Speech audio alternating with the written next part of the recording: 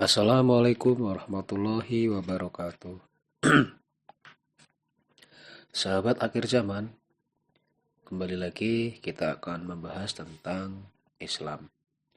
Kali ini kita akan mengambil topik tentang kisah orang alim yang condong pada dunia. Sahabat akhir zaman, kisah seorang alim yang memperturutkan hawa nafsunya. Ya, ia adalah dari golongan ulama su, orang-orang alim yang bobrok. Seorang alim mestinya menjadi sosok panutan dalam kebaikan dan kesolehan masyarakat.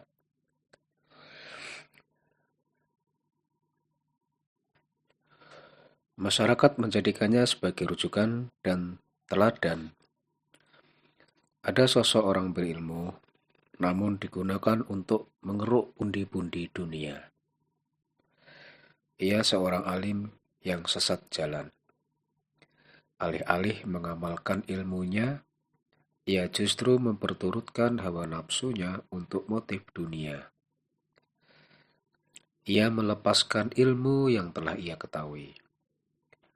Sejatinya, ia adalah seorang yang jahil, yang menjual agama demi hawa nafsunya. Ia sangat tamak kepada dunia, dan hatinya hanya tertuju pada dunia.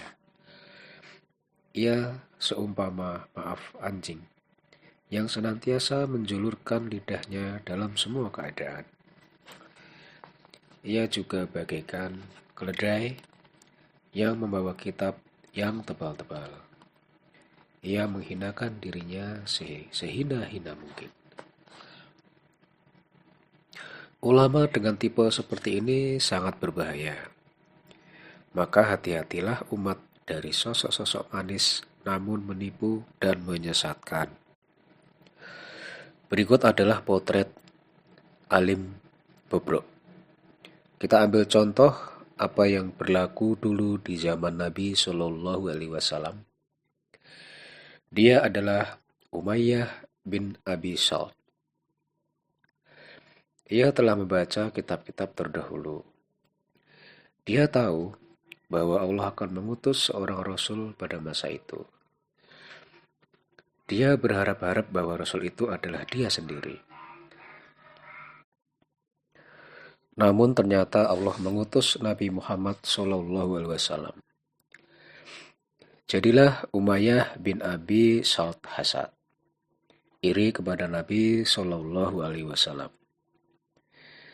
Nabi SAW pernah berkata tentang orang ini, syair-syairnya yang ia gubah, beriman namun hatinya kafir.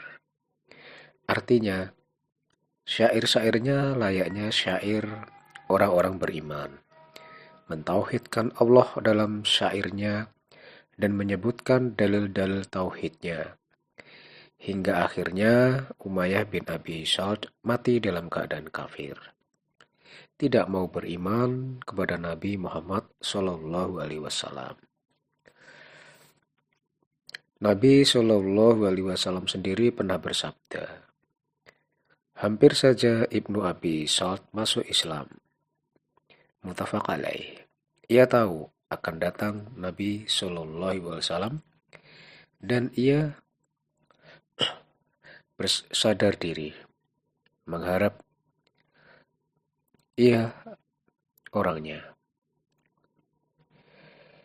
Itu pun ia ceritakan kepada orang-orang. Namun ternyata bukan dia yang diutus, tetapi Nabi Muhammad SAW. Dengkilah ia, irilah dia, dan dia pun sombong, tak mau mengikuti Nabi akhir zaman SAW. Abu Sufyan bertanya kepadanya, apa yang menghalangimu untuk mengikutinya? Ia berkata, malu dengan kaum wanita Saqif. Dulu aku menceritakan kepada mereka bahwa akulah nanti yang menjadi nabi itu. Lalu, bagaimana bisa aku menjadi pengikut dari pemuda Bani Abdi Manaf? Lihat Asyirah Al-Halabiyah 1-114. Kita berlindung kepada Allah dari sikap menolak dan membangkang terhadap kebenaran. Maka hendaknya umat berhati-hati dan waspada terhadap sosok semisal, sosok semisal Umayyah bin Abi Shalf tersebut, agar kita tidak terperdaya. Berikut ini kriteria ulama syuk, ulama-ulama yang sesat.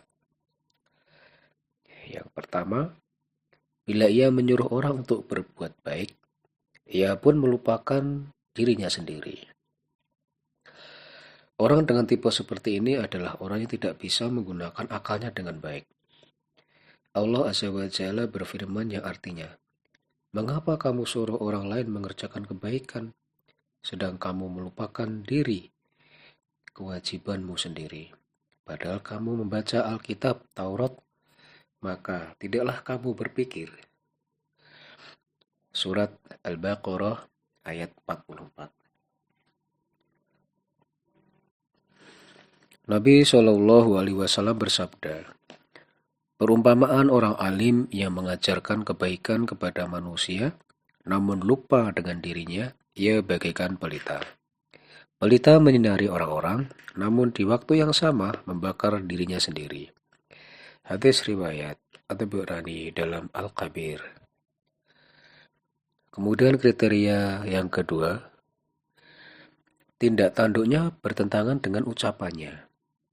Padahal Allah Azza wa Jalla telah berfirman yang artinya, "Wahai orang-orang yang beriman, kenapakah kamu mengatakan sesuatu yang tidak kamu kerjakan? Amat besar kebencian di sisi Allah bahwa kamu mengatakan apa-apa yang tidak kamu kerjakan." Quran Surat As-Saff ayat 2-3. Nabi SAW juga menceritakan tentang seorang lelaki di hari kiamat yang dilemparkan ke neraka. Ususnya terburai, berputar-putar seperti keledai yang berputar mengitari alat penggiling. Melihat itu, penghuni neraka mengerumuninya dan bertanya, "Wahai fulan, ada apa denganmu? Bukankah engkau biasa menyuruh kebaikan dan melarang kemungkaran?" Ia menjawab, "Benar, dulu aku menyuruh kebaikan, namun aku tidak melakukannya. Dulu aku melarang yang mungkar, namun aku justru menerjangnya."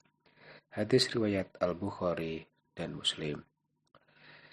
Ibnu Qayyim Al-Jauziyah rahimahumullah berkata, ulama su atau ulama yang bobrok, mereka ini duduk di pintu-pintu surga, menyeru manusia ke surga dengan ucapan-ucapan mereka. Namun, mereka justru menyeru manusia menuju neraka melalui perbuatan mereka. Setiap kali ucapan mereka yang menyerukan kebaikan berkata kepada orang-orang, "Ayo, marilah." Namun, perbuatan mereka yang berbuat menyalahi ucapan mereka berkata, "Jangan kalian dengar ucapan mereka. Seandainya apa yang mereka serukan itu adalah benar, tentu merekalah orang yang pertama yang menyambut seruan mereka sendiri. Secara dohirnya, mereka ini adalah para penunjuk jalan. Namun secara hakikatnya, mereka adalah para pembegal jalan." Kemudian kriteria ulama su atau ulama bobrok yang ketiga adalah obsesinya adalah dunia yang fana dan ridho manusia. Rasulullah Shallallahu Alaihi Wasallam bersabda, "Barang siapa mencari ridho Allah walau dengan membuat orang-orang marah, maka Allah ridho dengannya, dan Allah pun membuat orang-orang ridho kepadanya. Namun barang siapa yang mencari ridho orang dengan murka Allah, maka Allah pun membencinya dan membuat orang-orang murka kepadanya." Hadis riwayat Ibnu Hibban. Maka orang yang berakal adalah orang yang senantiasa mencari ridho Allah tentunya, meskipun orang-orang marah kepadanya. Sedangkan alim su, ulama su atau ulama sesat, yaitu orang alim yang jahat ini, senantiasa mencari ridho manusia, meskipun Allah Azza wa Jalla murka kepadanya. Abu Hurairah meriwayatkan ia mendengar Rasulullah Shallallahu Alaihi Wasallam bersabda, manusia yang pertama kali diputuskan urusannya di hari kiamat ada 3 orang. Di antara yang Rasul sebutkan adalah seorang lelaki yang mempelajari ilmu dan mengajarkannya serta membaca Al-Quran. Lalu ia pun didatangkan dan Allah memperkenalkan kepadanya nikmat-nikmatnya kepadanya. Dia pun mengenalnya. Allah berfirman, apa yang kau kerjakan dengan nikmat tersebut? Ia menjawab, aku mempelajari ilmu dan mengajarkannya. Dan aku membaca Al-Quran untukmu. Allah berfirman, engkau dusta. Akan tetapi, engkau mempelajari ilmu agar engkau dikatakan alim.